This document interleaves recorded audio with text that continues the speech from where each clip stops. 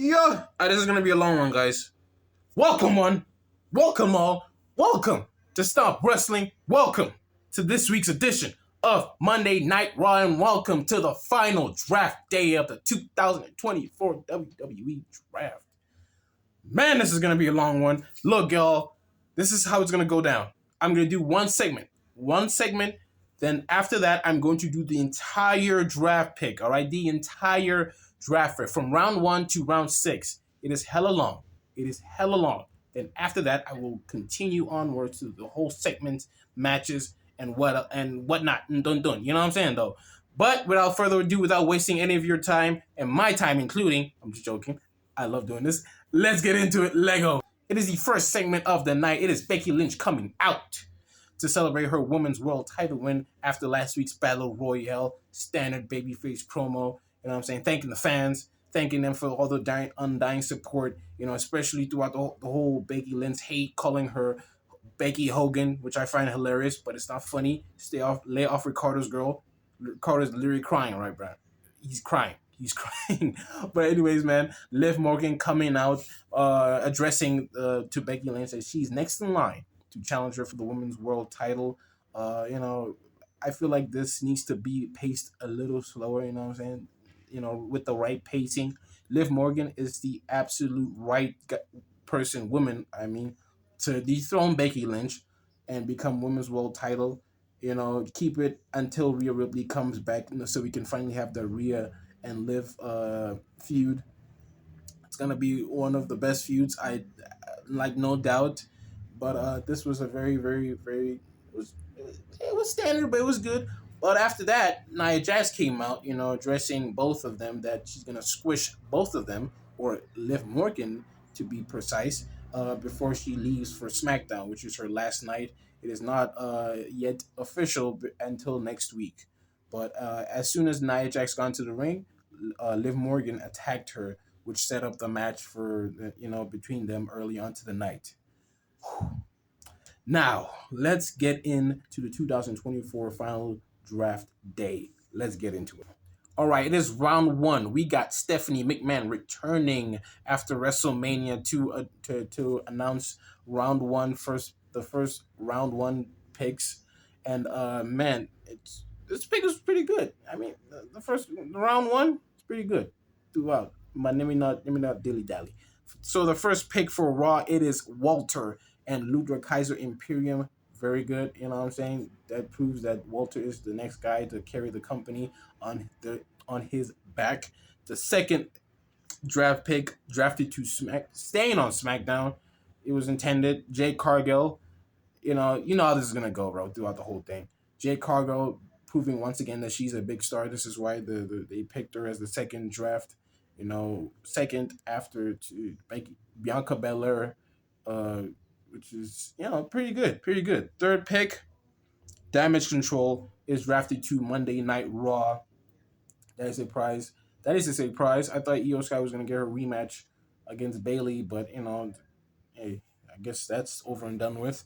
But the fourth pick, staying on SmackDown, it is Kevin Owens. Fight. Very good stuff, man. Round 1 was pretty good. You know, I don't know if it was pretty good. It was only like one change in round 1. But hey, man, good. Hey. Round 2, it is Logan Paul and IShowSpeed presenting round 2 draft picks. And the first pick of round 2, staying on Monday Night Raw, it is CM Punk. Drew McIntyre is not gonna be happy.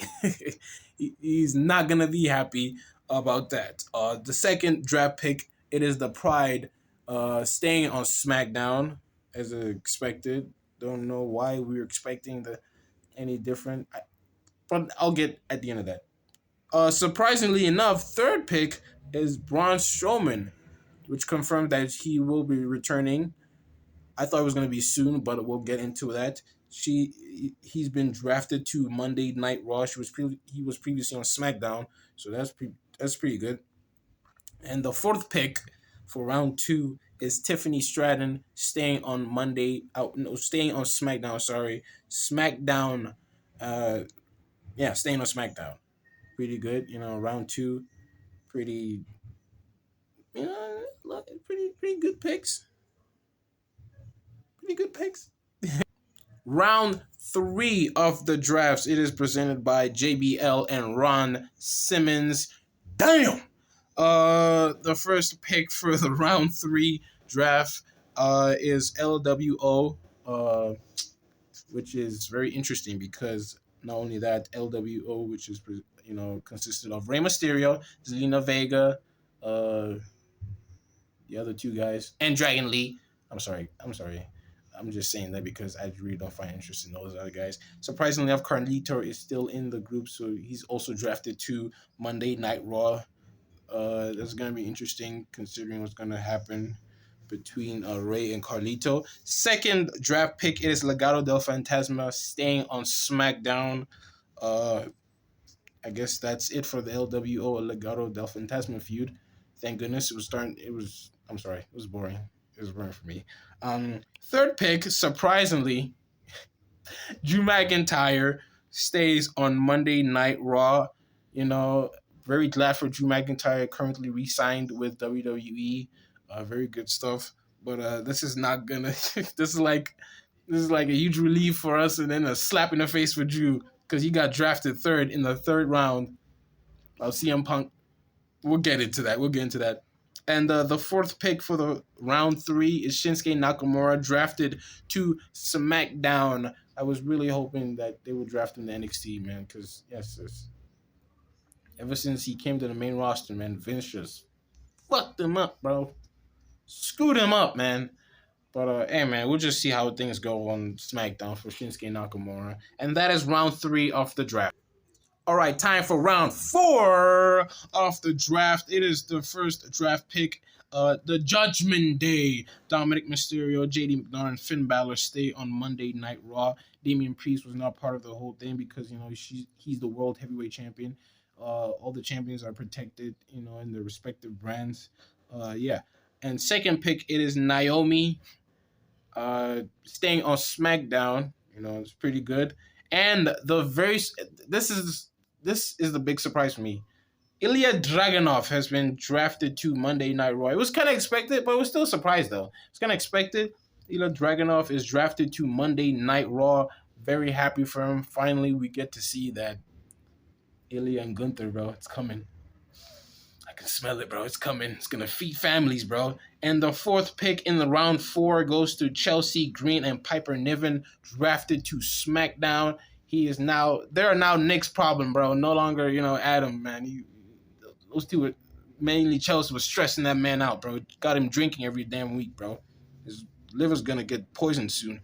But, that was round four of the draft picks. All right, it is now round five, and the first pick of round five, drafted to Monday Night Raw, staying on Raw, is the New Day, Xavier Woods, and Kofi Kingston. The second draft pick, it is Pretty Deadly, staying on SmackDown. Third pick, another surprise NXT call-up, Lyra Valkyria, going to Monday Night Raw. Big things for her are coming very much soon. People are already speculating that they want her to dethrone Becky Lynch, but let me not get into that, man. Let me not get into that. The fourth pick for round five, it is Candice LeRae and Indy Hartwell being drafted to SmackDown. Hopefully their new characters will cross them forward there, man. And, man, good luck to them. And the final round for the 2024 draft, we see the first draft pick, the Final Testament, is now drafted to Monday Night Raw. Very interesting. We'll see how that goes. I thought they were going to NXT. Am I confused about the rules? I thought, superstars would get drafted to NXT. That was the direction. But, hey, man, either way, man, good stuff, man. Final Testament is going on Monday Night Raw. And the second pick is another change. DIY, Tommaso Ciampa and Johnny Gargano are now drafted to SmackDown. New storylines for them, man. New opportunities. Hopefully they become more serious, man. Please become more serious. And change that damn theme song, bro. Fire Death Rebel, bro. Please. I'm begging you. Triple H, you've been doing a lot of good stuff, man, but Death Rebel ain't it, bro. It ain't it. They're pissing on the good songs, bro. They're pissing on them, bro. Damn. And the third draft pick, it is Big Bronson Reed staying on Monday Night Raw. Big Bronson Reed was also involved in the IC title match, but we'll get into that as soon as we're done here. And the fourth and final pick of the 2024 draft, it is another surprise NXT call-up. Blair Davenport is now drafted to SmackDown. Very happy for her. She absolutely deserves it, man. I believe this is going to be big for her. She's going to get a big push, hopefully, you know what I'm saying? You know, it doesn't end up like the other... Let's not go there. Blair Davenport has officially been drafted to SmackDown, and that has been the 2024 draft. My overall review of this, it's good. I'm not gonna be those fans, bro. I'm not gonna be them. It was good. There's a reason why these drafts happen. All right, a lot of people were just, I don't know why y'all be anticipating for too much, bro. Like mainly on the shock value of the drafts. Just let it simmer. All right, just let it simmer. Like I always say, just let it simmer. You know, Triple H knows what he's doing. You know, he's been knowing what he's doing. Sometimes he gets it wrong, but majority he gets it right. People want to say that this is not one of those, you know, right moments for him. But hey, man, all I'm saying is I enjoyed the picks. They were very good. There were a few good picks. You know, majority of them just stayed on the respective brands. But other than that, man, it was very good draft. You know what I'm saying? It was very good. But that was the 2024 draft. Let us get into the rest of the show. All right, it's the first match of the night. It is Gunther going one-on-one with Xavier Woods. It was a very competitive match, man. That was really competitive. Really showed the tough side of Xavier Woods. I was kind of expecting this match to happen at, you know, King of the Ring in Jeddah. But, you know, hey, man, maybe something might happen. Maybe we might get that rematch, you know, between Gunther and Xavier. You know, but Kofi Kingston tried to save Xavier from Gunther by throwing in the towel, but Xavier refusing to give up. But at the end of the day, man, Gunther just showing absolutely why he's the ring general. You know what I'm saying, though? And came off with the win, tapping Xavier Woods out. But, hey, man, this is going to... Hopefully this turns into a rematch, man. I feel like Xavier Woods could be, you know... He could be a very good solo competitor, man. For real, the people remember him for being a tag team specialist, but it was a good comparative match nonetheless. We also got Logan Paul, man. After his presentation of the round 2 pick draft, he came onto the ring to trash talk over Jey Uso for Jey Uso trash talking over him, you know, or during, you know, a backstage interview with Kathy, I mean, basically saying that the WWE did a good thing signing Paul brother, but they signed the wrong one, considering the fact that the other Paul brother has a more impressive winning record than Logan. No, I'm not even gonna comment. Logan Paul, Jey Uso came out, you know, to address Logan Paul. They had a little back and forth. You know what I'm saying? Pretty, hey man, funny. I think Logan Paul's funny, bro. I think he's funny. Sue me. The Judgment Day came out to attack Jey Uso, man. And Logan Paul went to Patrick Mahomes, the Super Bowl champion of Kansas City Chiefs, and took the Super Bowl rings to go and try to punch Jey Uso with them. Ended up punching J.D. McDonough on the head, and that was a funny, you know, little segment over there with Jey Uso giving props to Logan Paul and Finn Balor. Come on, man. I just hate the fact they're making Finn a joke, bro. This man, bro, was the most dominant NXT This man was the prince, bro.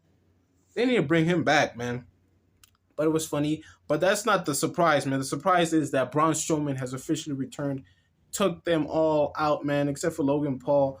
Braun Strowman, I thought he was going to come back, like, next week. But, hey, man, you got to make a big impact. That was a big impact. And Braun Strowman is officially back and is now on Monday Night Raw. Let's go. And up next, it is the IC title match between Big Bronson Reed and Sami Zayn. It was a pretty competitive match, man. Followed up by their previous match, before WrestleMania, and it was pretty good, pretty good. I'm glad they didn't make Bronson lose because they would just hurt his, momentum coming off of winning the Andre the Giant Royale. What had happened was Chad Gable came out to attack Sami Zayn for Sami Zayn attacking Chad Gable earlier on. Pretty good stuff, man. This is gonna turn out quite. This is gonna be epic, man. Prick Gable, man. I'm starting to love it. And Bronson Reed, no, Chad Gable picked up the IC title to raise it above Sami Zayn, but Bronson Reed was like having none of that and attacked Chad Gable. We might see a triple threat match, hopefully. Hopefully not, because I really want. But hey, man, maybe for Backlash, hopefully Bronson takes the pin and we can finally have Chad Gable versus Sami Zayn 1-on-1. But I feel like it should be under a different stipulation this time. I feel like it should be an Iron Man match, 30 minutes. That would be match of the year right there, man. Match of the year. But along that, man, good match, good segment. Earlier on, we saw Jey Uso, Ricochet, and Andrade versus the Judgment Day. Pretty chaotic 6-man tag. It was pretty good, man. Damian Priest looking as dominant as ever, ahead of his title defense against Jey Uso at Backlash. Jey Uso end up winning for his team, and pretty good stuff, man. I feel like it's gonna be an excellent match. It's gonna be an excellent match between him and Jey, but sadly, Jey, doesn't quite have it yet. We want him as world champion, but I feel like it just wouldn't make sense for Damian to lose the title now. So yeah, man, it's pretty sad, but we can expect the fight out of Jey Uso, man. A world title caliber fight out of Jey Uso.